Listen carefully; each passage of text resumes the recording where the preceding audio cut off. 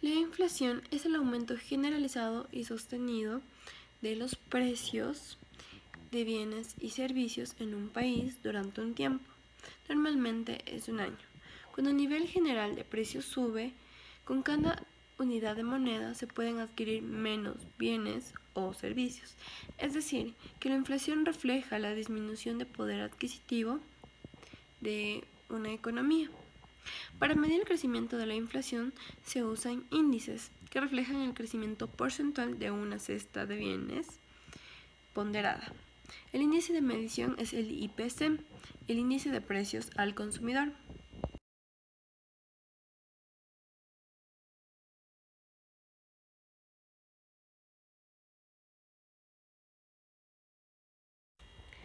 Las causas de la inflación son varias, pero cabe recalcar cuatro. La inflación por consumo o demanda. Esta inflación obedece a la ley de oferta y demanda. Si la demanda de bienes excede la producción o importación de bienes, estos tienden a aumentar de precio. La inflación por costes. Esta inflación ocurre cuando el precio de la materia prima como cobre, petróleo o energía aumentan. El productor, buscando mantener su margen de ganancia, aumenta los precios de lo que va a producir. La inflación autoconstruida. Esta inflación ocurre cuando se prevé un fuerte incremento de los precios, y es entonces cuando se comienza a ajustar estos desde antes para que el aumento sea gradual, o sea, quiere decir poco a poco. Y la inflación generada por expectativas de inflación o círculo vicioso. Esto es típico en los países con alta inflación, donde los trabajadores piden aumento de sus salarios para contrarrestar los frutos inflacionarios, lo cual da pie al aumento de los precios por parte de los empresarios, originando así un círculo vicioso.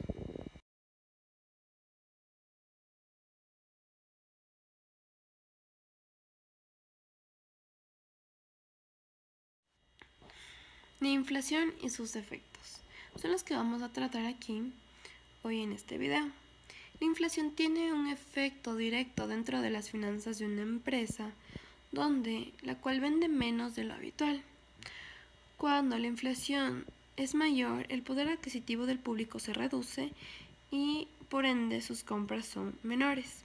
La inflación también tiene un efecto dentro de los sueldos de los empleados, puesto que al bajar el poder adquisitivo de la moneda, estos piden recategorización de sus sueldos para que ellos puedan seguir viviendo y consumiendo como siempre.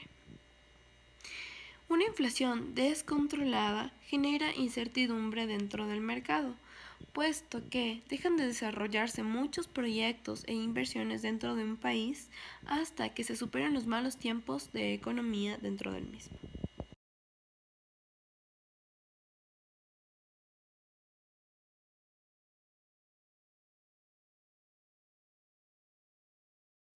Yo les voy a hablar un poco sobre lo que es la inflación. La inflación es un modo en el que los precios de las cosas suben por diferentes razones y esto es medido en tasas. Una de las razones es cuando se da un incremento del consumo de un producto o cuando se dan desastres naturales. Esto se puede dar de diferentes modos y puede agudizar y complicar la economía en el país. Depende mucho de las decisiones que toman las personas a cargo de la economía para controlar esto, así como se ha dado en el Ecuador momentos de inflación que han sido controlados debido a diferentes decisiones como cambiar el sucre por el dólar, que de cierta manera frenó una crisis que se vivía en el año de 1999. La inflación se puede agudizar y desencadenar una hiperinflación en donde el dólar se puede devaluar. Esto es lo que se vive en Venezuela, donde su moneda está tan devaluada que para hacer compras dicen que tienen que llevar su dinero en carretillas, ya que se ha imprimido demasiado billetes y este ya no tiene gran valor.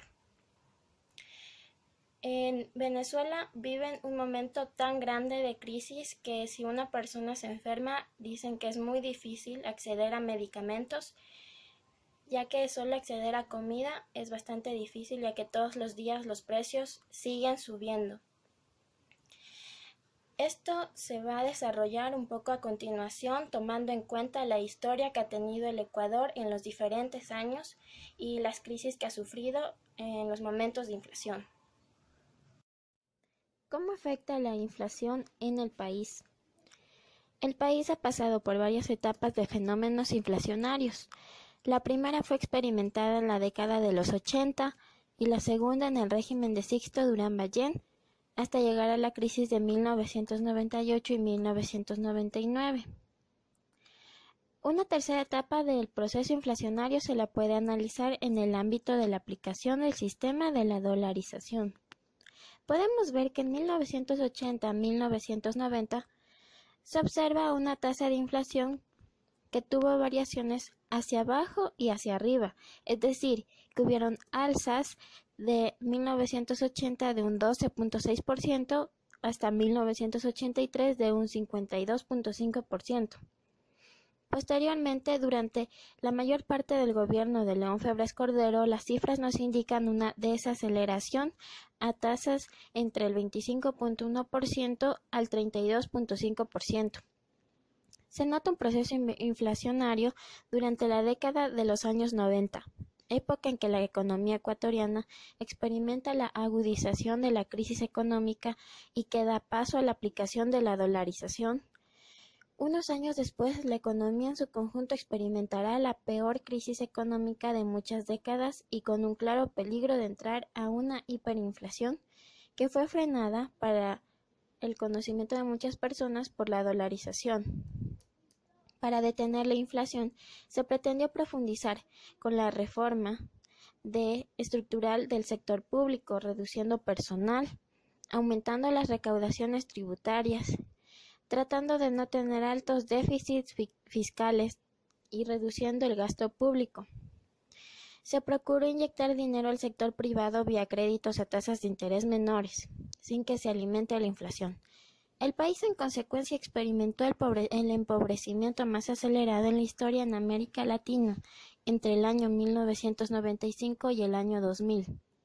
El número de pobres creció de 3.9 a 9.1 millones, en términos porcentuales de 34% al 71%. Se dio una concentración de la riqueza. Y en el nuevo siglo, miles de ecuatorianos, más de 500.000 personas habrían huido del país. También se causó una pérdida del poder adquisitivo y se devaluaba la moneda. La dolarización significó una herramienta que logró reducir el incremento de los precios y estabilizar la economía. La reducción inmediata de la inflación fue otra de las ventajas que se promovió con mucho énfasis al adoptar el esquema de dolarización a partir del año 2000. La solución para evitar la inflación es importante reducir la cantidad de dinero en circulación, ya que si se emite menos moneda se frena la devaluación del dinero. Pero esto puede provocar una congelación de los sueldos y las inversiones públicas, además de subir los tipos de interés para así lograr fomentar el ahorro. Si los tipos de interés suben, menos gente se verá dispuesta a afrontar el coste de un préstamo, con lo que la cantidad de dinero en circulación se reducirá. La inflación no se puede evitar, porque es preferible que exista una inflación a que una deflación, que es cuando los precios bajan y las empresas caerían en la bancarrota a causa de esto, y los trabajadores pierden su empleo y se endurece el acceso a los créditos. Por esto es preferible una inflación a una deflación y no se puede evitar.